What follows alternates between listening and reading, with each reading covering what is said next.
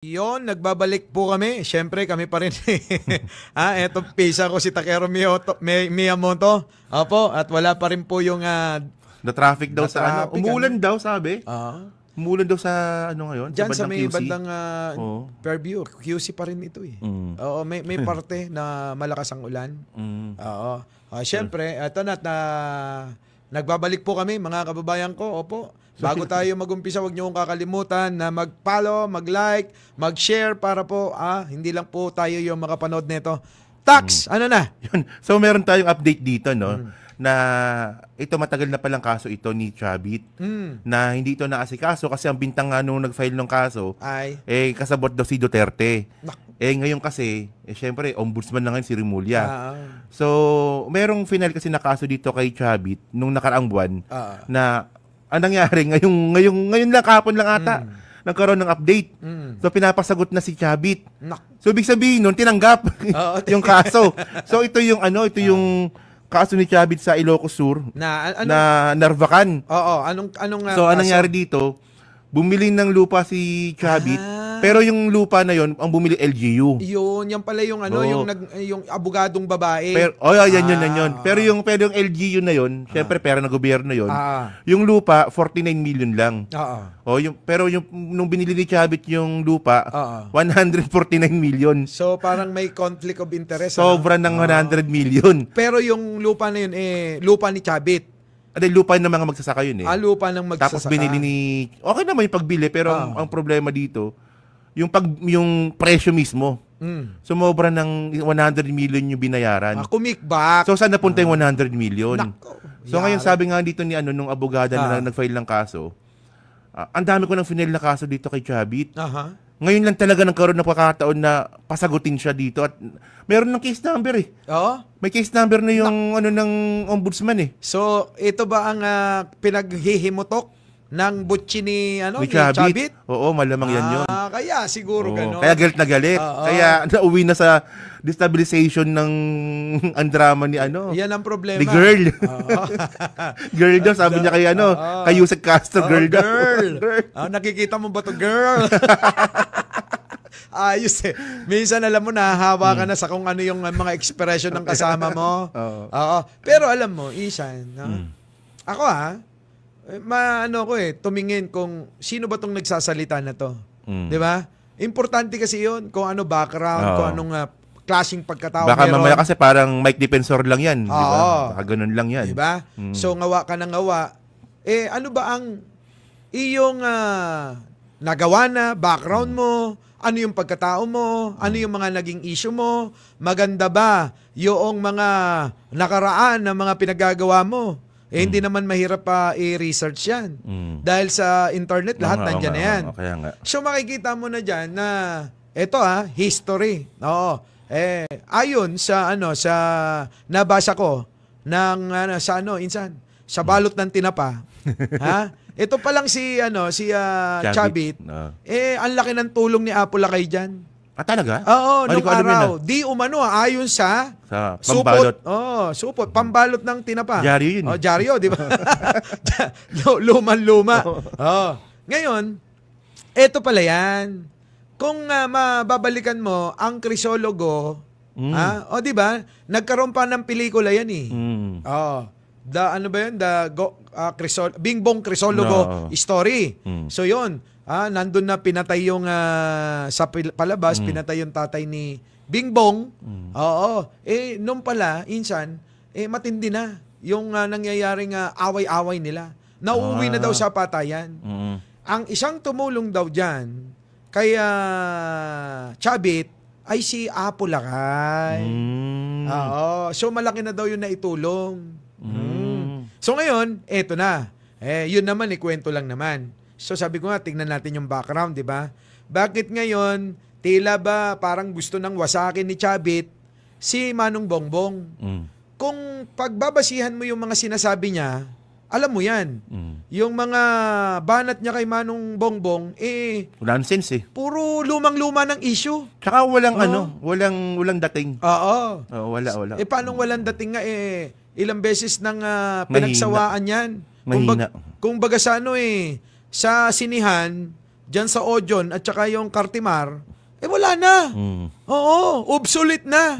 Nasagot na ng maraming mga vloggers. Tingnan mo diba? Yung isa sa mga nireklamo ni Manong Chavit, yung greatest blunderer daw yung Marcos, ginamit pa Guinness Book of Records. So hindi naman korte 'yon, di ba? Correct. At saka binura na po ng Guinness 'yon. At nag-sorry na. Nag-sorry na din ng Guinness, di ba? So mahina yung mga akala ko matindi yung pangapasabog ni Chavit, wala rin pala eh. Meron pa isa diyan eh, yung ano pa? Yung kinasuhan daw si Bongbong, si PBBM ng plunder daw sa ombudsman. Sangkot daw kay Napoles. Wala naman yun eh. Wala rin, hindi rin nag-proceed yung kaso. Merong mga anti-BBM lang talaga nun na nag-file ng complaint. Tapos nung nakita ng ombudsman, hindi nag-proceed. Kasi nung mga panahon na yon, malabo rin hindi nag-proceed yung kasi ang presidente nun, Aquino. Tatakbong presidente si PBBM nun. Alam nga naman hindi po pwesto nila yun. Dahil hindi tutulak. Nang walang probable cause, di ba? Kaya nga. So, imbis na, insan nangyari nun, na-dismiss kasi nga wala talaga. Wala talaga. Pero etong si Manong Chavit, ginagamit pa niya. So, ibig sabihin, lahat ng mga issue mo, Manong, wala talaga. Akala ka siguro ni Chavit, magagawa niyo yung ginawa niya kay Erap dati. Kasi nung panahon ni Erap, kahit nakasabot siya sa nakawan, naging bayani. Yun na nga. Di ba? Natawa nga ako dun eh. Akala niya magagawa niya ngayon yan. Pero alam mo yung naging issue nila na sabi ko, nabanggit ko na ito, yung naging issue nila kay Erap kung yung dahilan kung bakit nila napabagsak, weteng, mas lalong kumalat yung weteng. Sa bunganga niya rin mismo galing. Ano sabi niya? Nung panahon nga ni Gloria, binibigyan ako ng napakaraming ganyan. Di ba? Ibig sabihin, hindi nawala yung weteng, kundi pinalitan lang din ng mas masahol pa na gustong kunin lang din yung kickback dyan sa weteng-weteng na yan. Kaya ngayon, so abangan ngayon natin kung anong mangyayari dito sa kaso ni Chavit kasi more than 50 million yung pinag-uusapan dito. So ano to? Plunder. So non-bailable case. Kapag ito si Ombudsman Rimulya nakitang may probable cause, kulong ka ngayon. 84 years old. Edi yung mga kulto ni Duterte mag-iingay na naman. Ay sasabihin niyan Pero ewan ko lang kasi nung election kasi, hindi talaga ako believe dyan eh. Dati kasi nung election, binash ko yan si Chavit yung yung nabigay siya ng pera na nakabarel. Anong kakala mo sa mga tao? Hayop? Sabi kong ganun. Binash ako ng mga follower ko noon. Di mo ba alam na si Chavit, loyalista yan, taga Norte? Sabi ko, hindi talaga maganda yung pakiramdam ko dyan eh. Hindi, iba yung iba yung style ni Chavit kapag ngayon kakampi ka niya. Kakampi ka. Kapag hindi siya nakikinabang sa'yo, titirahin ka niya. Titirahin ka na. Di ba alam mo kung bakit bumaliktad yan? Oo. Alam mo yung rason? Di ba si Pacquiao? Anong ginawa niya? Pacquiao muna tayo. Anong ginawa niya kay Pacquiao? Nung tumatakbong presidente, kalaban ni Pangulong Bongbong. Iniwan niya. Iniwan niya. Samantalang nung boxing, palagi siya nandun sa gilid. Nakadikit. Naka-angkla. So, ganun siya. Pag may pakinabang ka sa kanya, talaga, good shot ka sa kanya. Maraming ganyan tao, insan. Habang nakikinabang sa'yo, kulang na lang, himurin yung mo. Pero ibang level si Chavit kasi. Ibang level to. Siyempre, ang pinag-uusapan, billion. Di ba alam mo yan yung rason kung ba't yan bumaliktad? Ipaalala mo sa akin. Yung meron siyang pina-appoint. Eto na nga. Di ba? Eto yung parang ayaw niya. Yung may pinapa-appoint daw sa PCSO na pamangkin yata. Pamangkin niya. Sa kabila ng napakarami niya nang napa-appoint, pati ba naman yun, gusto pa rin. Hindi na nga qualified yung pinapa-appoint niya. Pwede bang ipilit yun? Hindi nga qualified eh. At saka nakikita naman natin, dito napapasok, insan. Yung performance ng PCSO, maayos. Oo nga pala. Nakita mo yung mga ambulansya, walang sawa na namimigay itong PCSO. Hanggang ngayon, makikita mo yan. Sinishare ko nga lagi dahil natutuwa ko Sana, napapasana ganito na lang ako. Sana all, lahat ng kawani ng gobyerno, lahat ng may kinalaman sa pagseserbisyo sa gobyerno ay katulad ng PCSO.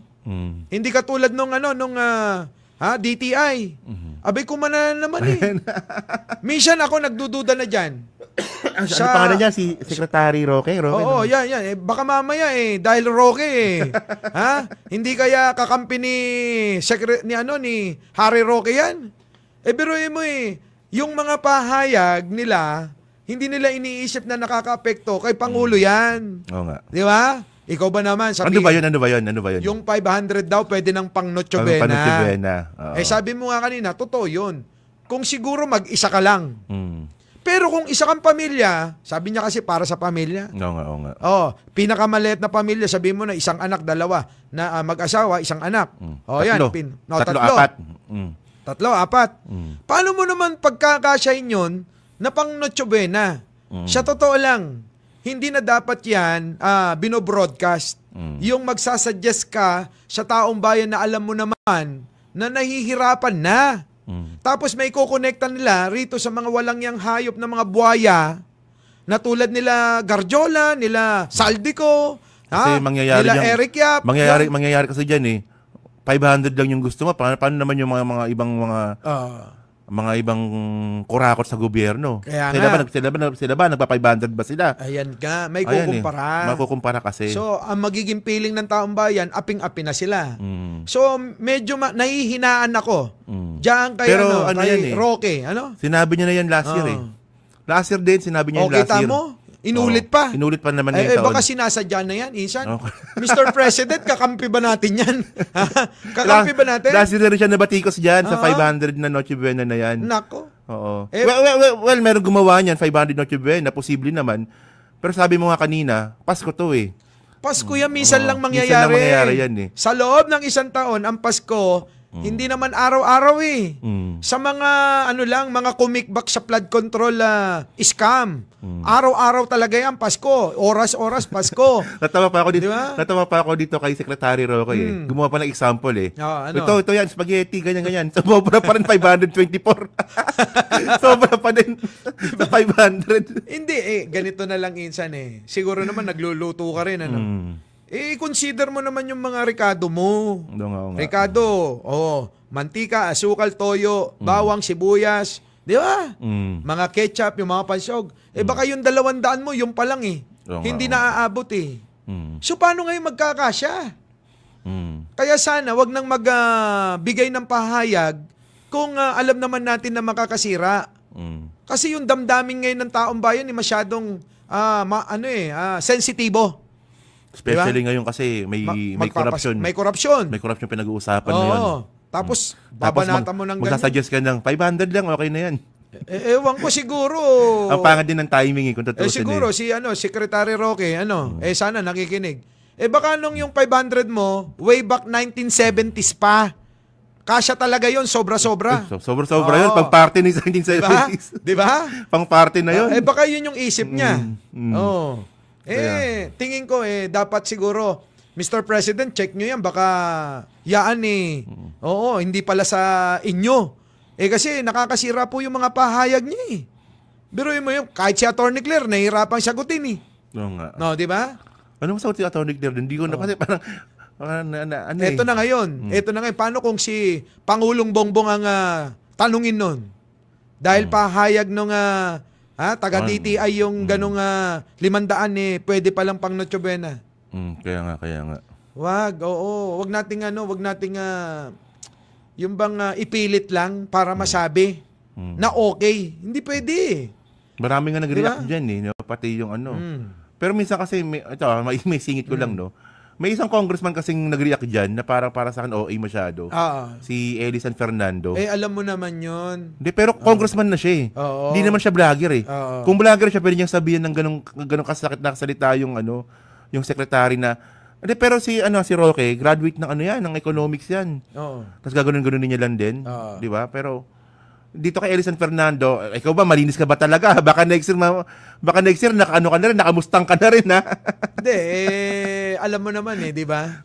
Na karamihan sa mga politiko, lalo na sa party list, beep, real talk to. Di ba?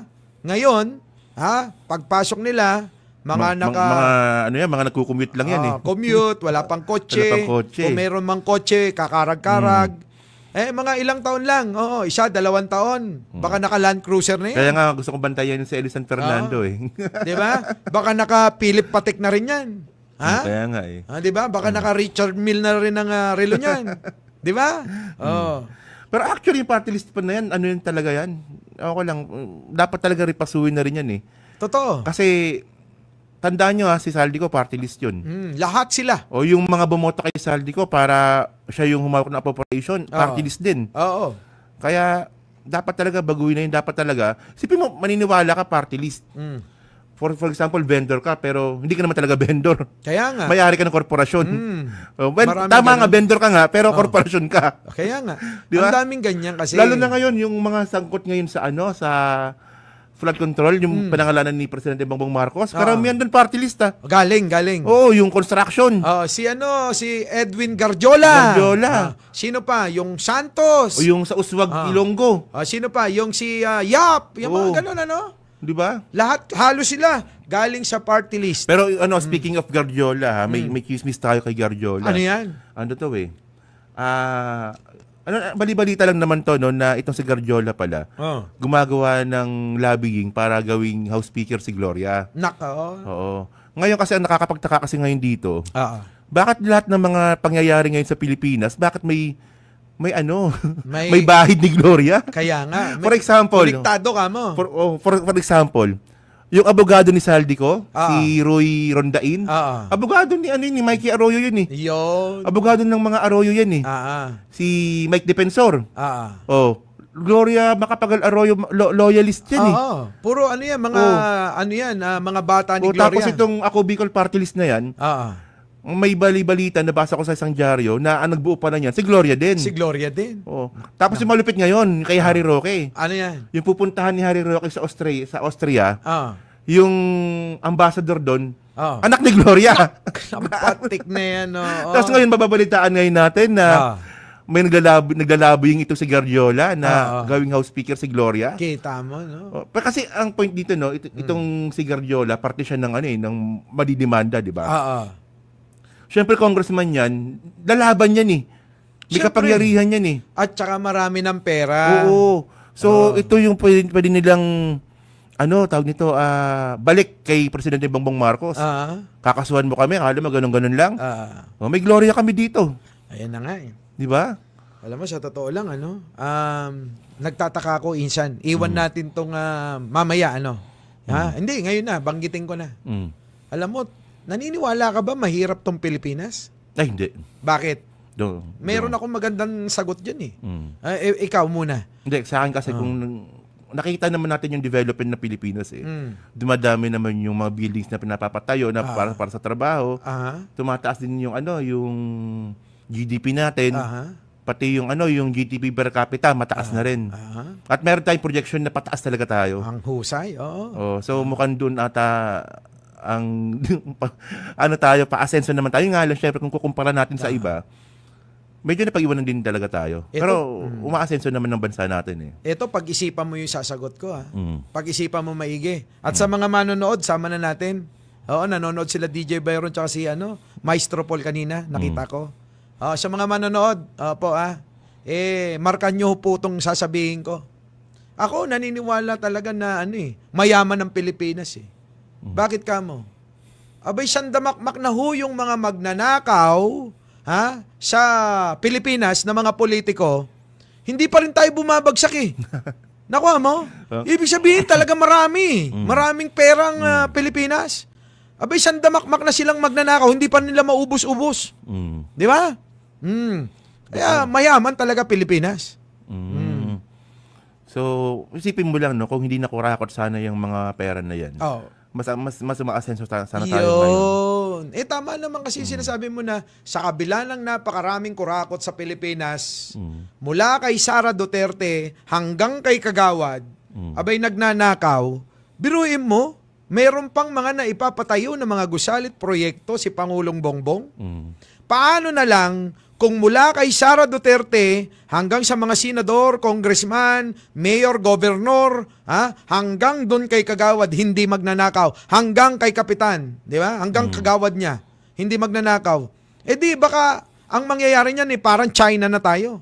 na talagang yung progresibo ng ekonomiya at ng ating lahat, no? Infrastruktura, ospital, lahat, kalsada, lahat, siguro, napakaganda. Iba kasi yung iba yung utak ng mga Pilipino pag pumasok sa politika Imbis na public service, iba kickback Kickback. Totoo yun na, ikaw ba naman, tatakbo kang mayor. Magkano na ba sweldo ng mayor? 150,000, 180,000. Diba? Malaki pa yung sweldo ni Ken Garcia dito. Diba? Tapos gagastos ka ng eleksyon ng milyon-milyon. Kaya nga. Hindi mo ibabalik 'yon. Oo. Diba? Kaya alam mo, sa totoo lang talaga, kung ito mawawakasan ni Pangulong Bongbong Marcos, ni Pangulong Bongbong Marcos. Rolling, magiging legasiya niya talaga 'yan. Grabe, no? Kahit na sabihin na lang natin na mabawasan niya etong mga hinayupak na mga magnanakaw na ito. At itong mga mapapakulong na ito ay hindi na makakawala hanggang sa mautas na yung mga buhay nila. Abay, okay ito Magiging aral at magiging babala sa mga gusto pang mga magnakaw. Di ba? Pero sa tingin mo, ano ba? Kasi nangako kasi ito yung hirap minsan kay Ombudsman Nangako si Ombudsman na bago mag-December 15, may mapapakulong na senador Kerry ba? Kaya ba? Tingin mo? Tingin ko kaya pa, may oras pa naman May oras pa naman, no? Pag nagsalita kasi si Ombudsman, talagang pagka hindi niya nagawa yan, di balikan natin siya. Yun nga talaga naman, kailangan nating gisingin. Kailangan nating sinabi niya yan ugain, di ba? Sinabi niya yan sabi ko nga, Insan, hindi naman porke tayo sumusuporta sa gobyerno. At hindi rin porke si Boying masugid na taga-suporta rin ni Pangulo, hindi na tayo kikibo. Di ba? Kailangan nating umuga ng mga nandiyan dyan. Kasi mayroong ako nakitang delayed kasi nung nung nakaraan, 'di ba, nagkaroon ng supplemental affidavit itong si Bernardo. So nagsalita yung ICI, baka madali ng 2 linggo to. Sabi niya. So nisip ko pati pag-aresto baka nila Cheese madidelayed kasi ayun talagang gusto ko talagang makita talaga yung mapakulong si Cheese Kasi teka muna, bago natin puntahan yan i-reserve mo muna yan. Isusunod nating tatalakayin. Yung mga tao sa comment section, abay kulang pa raw na pang Starbucks yung 500.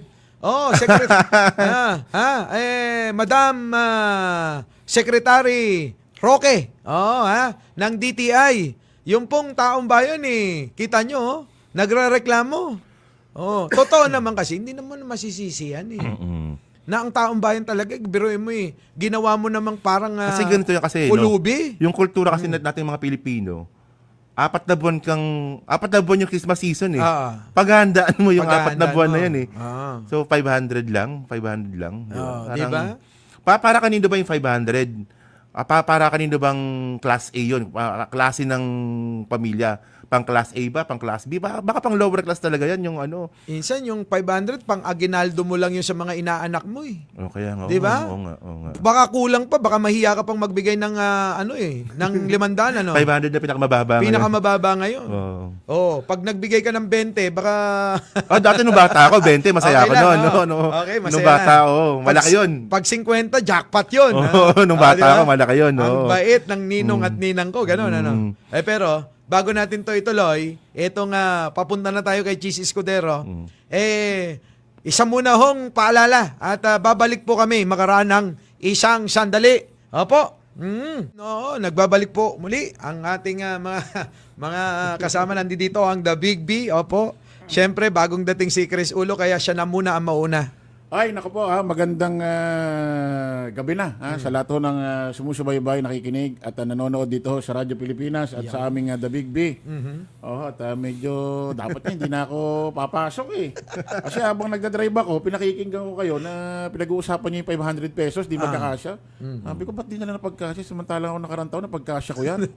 Talaga naman. Kasya? Isang litsong manok. Tsaka 1 litro. Na? Emperador. Para sa'yo lang ata yun. Para sa'yo lang. Hindi, isang magagamit yung 500. Pang Noche Buena nga daw. Noche Buena ba? Oo. Kala ko sa inuman. Kala ko sa inuman. Noche Buena, syempre. Sino ba nagsabing kasya yan? Si Secretary Roque. ng DTI. Ibigay mo sa kanya, tinati kung magkasya. Kaya nga sana i-flex ni ni Secretary Roque yung kanilang Noche Buena, no? Ha? Baka sa cake pa lang hindi nakakasya eh. 100 pesos. Kulang na kulang 'yan. Kulang talaga. Oo. Pamasko ko lang sa inaanak ko 'yan eh. Inaanak ko binibigyan ko tigpa 5K eh. Di ba? Kulang pa yan 4-5. Ninong pala natin to. Ako nga pagka namamasko sa akin hanggang lang mga yan, 100, 200, ganun. Alam niyo na, huwag kayo pupunta sa bahay. Joke lang yan ha. Ginaya ko lang si FLM. Ngayon, ano nang susunod nating tatalakayin? Naputol tayo kanina. Saan na? Sino na? Cheese Escudero. Kay Cheese, oo. So ngayon, ngayong linggo rin, natigil yung investigasyon ng COMELEC dito nga kay Cheese tungkol dun sa 30 million na binigay sa kanya ni Lubiano. So ngayon, syempre, ang tanong ngayon natin dito, ganyan ba talaga kalakas si Cheese? And then, pangalawa, mayroon kasing hearing nung nakaraan sa Senate na tinanong ni Cheese Escudero itong si Vince Dizon tungkol dun sa nangyari sa investigasyon ng ICI sa flood control. So, parang pinapalabas dito ni Cheese na buti pa yung gobyerno ngayon na walang pinipili kasi nga si Martin nga kakasuhan So, ang gusto niyo bang palabasin, malinis yung... Sinong Martin? Si Martin Romualdez, si Ninong. Ninong Martin. kakasuhan na ba? Ano sabi? Nirekomenda na. Nirekomenda na. Nirecommend. Nirekomenda na So ngayon, parang tuwang-tuwa si Cheese nga na buti na lang si Presidente Bongbong Marcos ganun yung ginawa na tinuturo daw yung totoong mastermind. So parang pagkakaalam ko siya ata yung mastermind Ako meron kasing yung mga kababayan natin, parang meron silang hindi napapansin in the future na mangyayari. Kung inyong matatandaan, naging issue to, viral natin ito Marami na nga kayong kinita sa channel nyo. Yung impeachment trial ni Sara Duterte. So ilang buwan na lang yan, November, December na next month, January, February. February nga pala. Kasi naka-archive lang yung... Pwede na uling buksan. Ngayon, ang tanong, nasan na yung mga tututol na mga senador? Nako, yun lang. Yan. Ilan na lang sila?